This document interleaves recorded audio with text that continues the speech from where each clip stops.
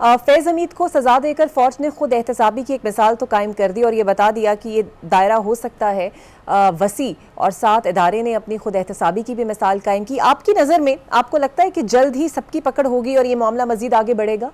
देखिए, ये बहुत अहम सवाल है आपका इकरा हारिस साहिबा, और अनप्रेसिडेंटेड है कि डीजीआईएसआई के लेवल के किसी फर्द को, किसी साबिक फौजी अफसर को, 3 स्टार ऑफिसर को इस तरह से सजा दी गई है। इससे पहले जनरल असद दुरानी का केस हमारे सामने है, लेकिन वो एक किताब लिखने के हवाले से था भारत का, और उस पर इतनी सख्त सजा तो नहीं थी, पाबंदी थी वगैरह, दीगर मामला थे। तो ये पहली बार है कि डीजीआईएसआई, और इसमें जो चार्जेस साबित हुए हैं उसमें जो आईएसपीआर ने भी सबसे पहले जिस इल्जाम को मेंशन किया है वो पॉलिटिकल एक्टिविटीज में हिस्सा लेना। फौज पे हमेशा से, एस्टैब्लिशमेंट पे हमेशा से यही इल्जाम लगता है कि वो फौज में के सियासत में मुलव्विस रही है, लेकिन गुज़श्ता कुछ अरसे से फौज ने बाज़ाब्ता सरकारी तौर पे इसका ऐलान करके कि हमारा सियासत से कोई ताल्लुक नहीं है। जनरल बाजवा जब आर्मी चीफ हुआ करते थे तो हम सहाफ़ियों से काफ़ी मुलाकातें उन्होंने की, और हर मुलाकात में वो यही कहा करते थे कि मेरा सियासत से कोई ताल्लुक नहीं है। लेकिन कहीं ना कहीं कुछ ना कुछ सूरत हाल बरकरार रही, लेकिन जब मौजूदा क़यादत, अस्करी क़यादत ने कमान संभाली तो उस वक़्त बहुत टर्मोइल की कैफ़ियत थी इदारे के अंदर भी, और मुल्क के ऊपर भी उसके असरात नजर आ रहे थे। सो इस अस्करी क़यादत ने दो टोक अल्फाज में कह दिया था कि फौज का अब सियासत से कोई किरदार नहीं है, सियासत में कोई किरदार नहीं है और सियासत से कोई लेना देना नहीं है। उसको साबित किया है, और साबित किस तरह से किया है? एक कड़ी मिसाल दे के, एक कड़ी सजा दे के। ये फौज में एक मामूली बात नहीं होती कि किसी ऑफिसर को, वो भी डीजीआईएसआई के रैंक को, पॉलिटिकल एक्टिविटीज में, क्योंकि ये सिर्फ खबर पाकिस्तान के अंदर तो नहीं रहती ना, दुनिया भर में जाती है। भारत जो आपका दुश्मन है, दीगर आपके दुश्मन अनासिर, वो इस किस्म की चीजों से फायदा उठा सकते हैं। तो ये आसान काम नहीं होता, बहुत प्रेशर का काम होता है कि आप अपने किसी साबिक फौजी अफसर को, वो भी डीजीआईएसआई के रैंक को, इस इल्जाम को साबित करके सजा दें कि वो पॉलिटिकल एक्टिविटीज में हिस्सा उसने लिया। लेकिन एक तो जहां पर इसने फौज के, जिस तरह आपने भी कहा कि खुद एहतसाबी का निजाम जो है, जो इंटरनल अकाउंटेबिलिटी का सिस्टम है, लेकिन ये सिर्फ इसमें नहीं, हम इससे पहले भी बहुत दफा देख चुके हैं, बारहा देख चुके हैं। जनरल असद दुरानी का नाम मैंने आपके सामने लिया, दीगर कई रैंक्ड ऑफिसर्स जो हैं उनको सजाएं हुई करप्शन के हवाले से, एम्बेसडमेंट के हवाले से, एस्पियोनाज के हवाले से, कुछ दीगर मामलात के हवाले से भी। तो ये पहली बार नहीं है, फौज ये मिसाल बारहा कायम कर चुकी है इंटरनल अकाउंटेबिलिटी की।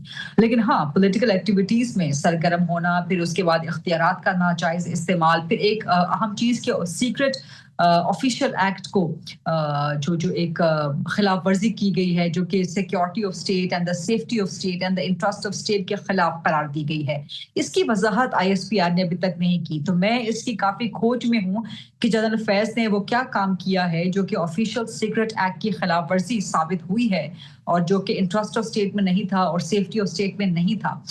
तो कहीं जो हल्की फुल्की इस वक्त तक खबर मिली है कि गालिबन उन्होंने फौज के अंदरूनी निज़ाम के हवाले से या कुछ ऐसी मालूमात अनऑथराइज्ड लोगों से शेयर की होंगी गालिबन, जो कि उनका हलफ इजाजत नहीं दे रहा। तो हलफ की खिलाफ वर्जी भी साबित हुई है, और वो भी हलफ जो कि आइन में दर्ज है। जो आइन में दर्ज है अफवाज पाकिस्तान के लिए हलफ, हर सिपाही के लिए, वो यही है कि वो सियासत में मुलव्विस नहीं होगा। तो जनरल फैज ने इन तमाम जराइम के साथ साथ, इन तमाम गुनाहों के साथ साथ आइन की खिलाफ वर्जी, अपने हलफ की खिलाफ वर्जी भी की है। फिर आखिरी पैराग्राफ की बहुत बात हो रही है, इस वक्त तक बहुत गुफ्तगू हो चुकी है। उस आखिरी पैराग्राफ में भी एक एम्बिग्यूटी है, एक वेगनेस है जिसको बरकरार रखा गया है। और मेरा ये मेरी ऑब्जर्वेशन है, और मुझे ये खटकती है ये बात कि जनरल फैज को जब से गिरफ्तार किया गया, जब से उनका कोर्ट मार्शल शुरू हुआ, बहुत से मामलात पे उनके केस के हवाले से एक एम्बिगिटी रखी गई है, एक जो कि डेलिब्रेट नजर आती है, एक वेगनेस रखी गई है, इबहाम एक बरकरार रखा गया है। अभी भी इबहाम है कि जी उनके दीगर मामलात के हवाले से जो है कार्रवाइयां वो भी आगे बढ़ रही हैं। अब वो दीगर मामलात क्या हैं? उसमें एक तो चीज बहुत वाज़ेह है, जिसकी तरफ आपके सवाल की निशानदही है कि क्या दीगर लोग इसकी पकड़ में आ सकते हैं, वो पॉलिटिकल एजिटेशन है। और इंटरेस्टिंगली कल आईएसपीआर ने 2 प्रेस रिलीजेस जारी की, एक तो अंग्रेजी में जारी की, उसके बाद फिर चंद घंटों के बाद उर्दू में जारी की। और जब उर्दू में जारी की तो उसमें जो आखिरी पैराग्राफ था उसमें दानिस्तन दानिस्ता का लफ्ज जो है वो इस्तेमाल किया गया कि पॉलिटिकल एजिटेशन में हिस्सा लिया उन्होंने, और दानिस्ता इस किस्म का जो इश्तियाल अंगेजी और सियासी सरगर्मी है और जो वेस्टेड पॉलिटिकल इंटरेस्ट है उनको फायदा पहुंचाने की कोशिश की गई, और दीगर मामलात। अब ये दीगर मामलात क्या हैं? क्या इनकी कार्रवाई अलग से चल रही है? क्या इनकी सजा अलग से होगी? ये क्या केसेस हैं? ये अभी तक इबहम एक बरकरार रखा गया है, लेकिन इस पैराग्राफ को शामिल करके, इन अल्फाज को शामिल करके एक बहुत वाज़ेह पैगाम दे दिया है। मैंने कल भी कहीं कहा था कि मुझे इसकी जो एनालॉजी है, जो इसकी कॉनोटेशन है जनरल फैज के केस की, तो यहाँ पर अब ये बहस पाकिस्तान में जोर पकड़ जाएगी, और पकड़नी भी चाहिए कि जो पॉलिटिकल एजिटेशन अगर वो 9 मई के हवाले से है, तो जो इमरान खान पर केस चल रहा है या पीटीआई के दीगर सियासी लोगों पर जो केस चल रहे हैं 9 मई के, फिर क्या वो मिलिट्री कोर्ट में नहीं चलने चाहिए? मेरा ख्याल है कि बिल्कुल चलने चाहिए कल के इस फैसले के बाद, जनरल फैज की सजा के फैसले के बाद। ठीक, ये बताइएगा फ़रीदा, DGISPR की प्रेस रिलीज़ के अख्ताम पर जो आखिरी लाइन थी कि सियासी इश्तियाल या अदम इस्तेहकाम के मामलात अलग से जांच उसकी चल रही है, आपके ख्याल में इसको थोड़ा सा क्लियर कीजिएगा। आपको क्या लगता है कि इस मामले पर फैज़ हमीद और बानी PTI का एहतसाब एक साथ हो सकता है, एक साथ उन्हें सज़ाएँ सुनाई जा सकती हैं और प्रॉबेबली उम्र कैद भी हो सकती है? और मैं अभी अपने पहले जवाब के अख्ताम में यही बात कह चुकी हूँ। अब उसमें कितनी सजा होती है? देखिए, जनरल फैज को जो 4 चार्जेस साबित हुए हैं उसमें भी उम्र कैद की सजा हुई है। दिस इज 14 साल कैद बामुशक्कत, उम्र कैद की ही लाइफ सेंटेंस ही है ये। सो अब देखें ना, अब ये तो ISPR को वजाहत करनी चाहिए और आनी चाहिए। मैंने जिस तरह आपसे गुजारिश की कि जो एक वेगनेस रखी गई है, डेलिब्रेट लगती है, एक एम्बिगिटी, एक इबहम बरकरार, एक खला बरकरार रखा गया है, सारी खबर एकदम से रिलीज नहीं की गई, और यही हमें नजर आया जनरल फैज के केस में कि बिट्स एंड पीसेस में जो है वो इंफॉर्मेशन जो है वो आगे पहुंचाई जाती रही, और उसमें पहले इबहम रखा गया, फिर 9 मई का जिक्र किया गया, फिर तो स्टेप बाय स्टेप जो है वो चला जाता रहा। तो जनरल फैज के लिए यहाँ पर ये जो उनका एक इन्फर्नो है वो यहाँ पे खत्म नहीं हो गया। ये सलीब उनको अभी अपने कंधों पर मजीद उठानी है जनरल फैज को। अब जो उनके कंधों पर ये सलीब है, तो उनके साथ दीगर और कौन से कंधे लहूलुहान होंगे, कितने और कंधों को ये सलीब उठानी है, ये अभी देखना पड़ेगा।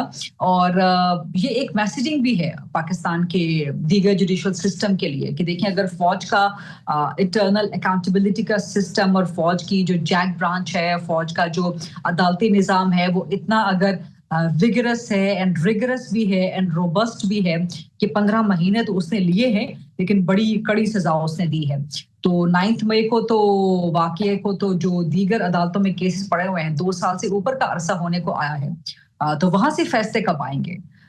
तो ये उनके लिए भी, ये जो पाकिस्तान का एक सिविलियन जुडिशल सिस्टम है, ये उसके लिए भी एक पैगाम है कि जो आपकी तरफ 9 मई के केसेस हैं उनका भी फैसला आना चाहिए। लेकिन अहम चीज ये भी देखनी होगी कि जनरल फैज ने पॉलिटिकल एक्टिविटीज में उन पे इल्जाम तो साबित हो गया, जुर्म उन पे साबित हो गया, उसमें उन्होंने क्या कुछ बताया है, किन किन लोगों का नाम लिया है, क्या क्या बयानात हैं, उनके बयानात की तफसील क्या है, और बाकी मामलात अगर वो पॉलिटिकल एजिटेशन जो कि दानिस्ता उन्होंने की है, जिसमें वो सरगर्म रहे हैं, मुलव्विस रहे हैं, जिसकी हो रही हैं तहकीकात ISPR की प्रेस रिलीज के मुताबिक, तो उसमें क्या कुछ शवाहिद सामने आए हैं, और उन शवाहिद की बुनियाद पे क्या वो शवाहिद पाकिस्तान की सिविल कोर्ट्स में जहां पे 9 मई के मुकदमात चल रहे हैं, या अगर उन शवाहिद में कहीं PTI का या इमरान खान का नाम आता है या आया है, तो क्या वो पेश नहीं किए जा सकते मिलिट्री कोर्ट के अलावा दीगर कोर्ट्स में?